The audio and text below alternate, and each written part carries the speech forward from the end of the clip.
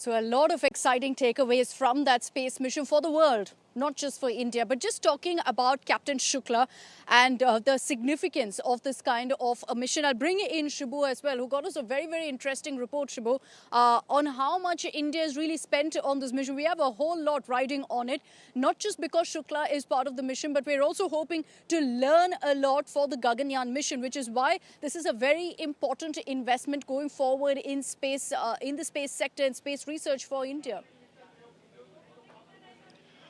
Definitely, Akshita. So we did get a report from the Axiom team that India has paid close to $70 million for this entire mission.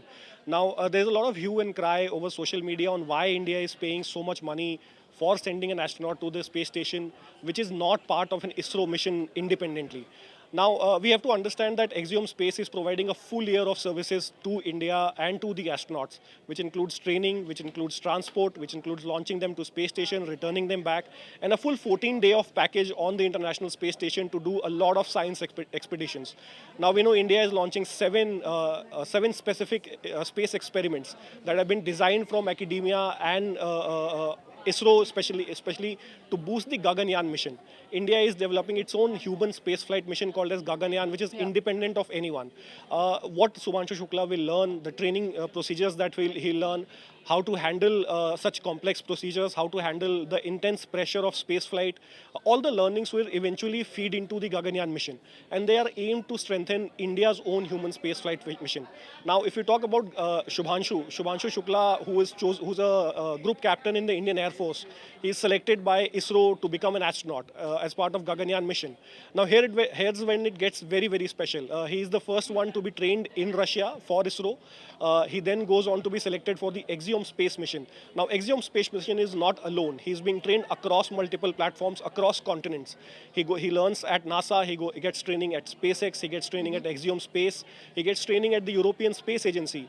Then he gets training with the JAXA, the Japanese Space Agency, and eventually learns the diving and recovery operations in New Mexico. So it has been an all-round package that Axiom Space has provided to India at $70 million. And spaceflight is never cheap. Let's get that very straight. Spaceflight is a costly affair, and especially when you are sending a human. Of course, the safety bit adds to it. So that's why India has paid about $70 million for this entire mission.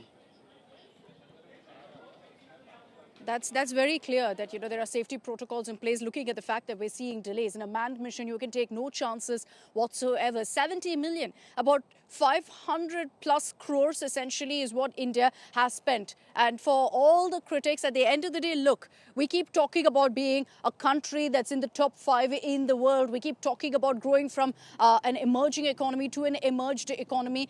If that were to happen, space research is extremely crucial. And to join that elite space club, we need to take these important steps of investment to be able to get there on our own. So for all the naysayers, this is very much needed to get to a step like ensuring a successful Gaganyaan or many, many more such missions. Thank you very much, Shibu, for joining us. We're going to keep connecting with you through the day as we continue our special coverage here on India Today.